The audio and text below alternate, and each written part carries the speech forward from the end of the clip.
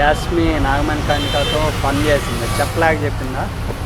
ఒక్క మ్యాటర్ మాత్రం గేమ్లో బాగా ఆడతాం అనేది ఒక్కటే మంచిగా చెప్పింది. అంటే బ్యాక్ అనుకుంటా అదొక్కటే నువ్వు నిజంగా అని చెప్పేసి చెప్పింది. మిగతా అన్నీ చెప్పలేక చెప్పాలి కదా అన్నట్టుగా ఈడికేంట్రో చెప్పేది బాబోయ్ అన్నట్టుగా చెప్పింది అనమాట. సో తల కొట్టేసుకుంది.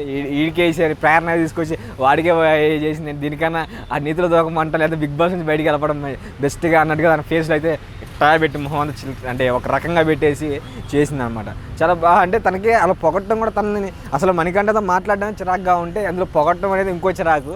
సో అది ఇంకా ఆమె పొగుడుతుంటే తిట్టినట్టే అనిపిస్తుంది నాకేంటో.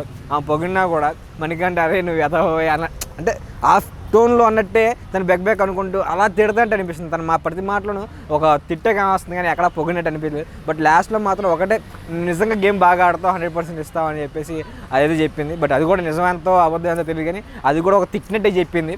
సో అక్కడ ఏమో తనేమి ప్రేమతో చెప్పినట్టు అనిపించట్లేదు. సో అంత యష్మికి తన మీద కోపం ఎందుకో ఫ్రెండ్స్ మీద నామినేట్ చేసినందుకు గ్రూప్ గేమ్ ఆడినందుకు అనుకుంటా.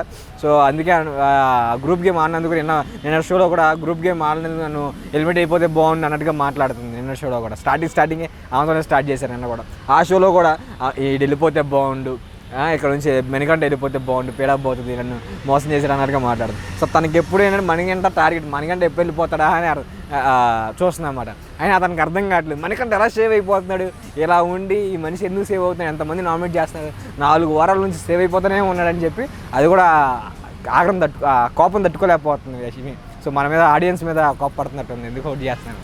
సో నాకు మన యష్మి అయితే ఫుల్ కామెడీ అనిపించింది, అంత కోపంగా అంత ఇదిగా. సో కోపం తగ్గించుకొని గేమ్ ఆడితే బాగుంది అనిపిస్తుంది. పద్దాకులు టార్గెట్ చేసినట్టుగా మనకంటే టార్గెట్ చేసినట్టుగా అనిపించింది. సో గేమ్లో అయితే చెప్పలేక చెప్పింది. సో మీకు ఎలా అనిపిస్తుందో కింద కామెంట్ చేయండి.